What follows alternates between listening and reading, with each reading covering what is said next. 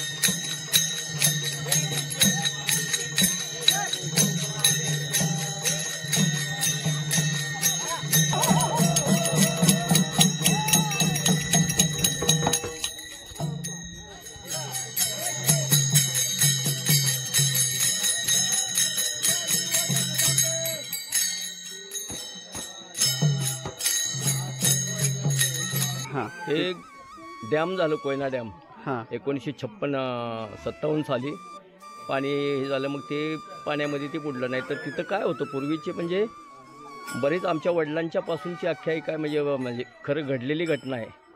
ती दास्तानचं गाव आहे ना, दास्तान कोयनानगरच्या पुढे तुमच्या काय पेट्रोल पंपाच्या पुढे. तर दास्तानचे त्यावेळी गावं सगळी नव्हती. आता हे पाणी कसं मे महिन्यामध्ये काय उतरलं नाही डॅमचं. मी तुम्हाला प्रत्यक्षात बघायचं असलं प्रत्यक्षात नाही, त्याचा व्हिडिओ मी केलाय, गेल्या वर्षीच केलाय.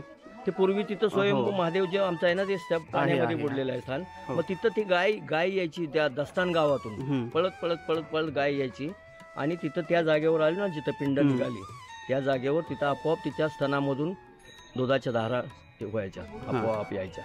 मग तो जो मालक होता ना दस्तान मधला सपकाळ, त्यांनी म्हणले अरे गाय कुठं जाती म्हणून त्यांनी अशी पाळत ठेवली 4-5 दिवस.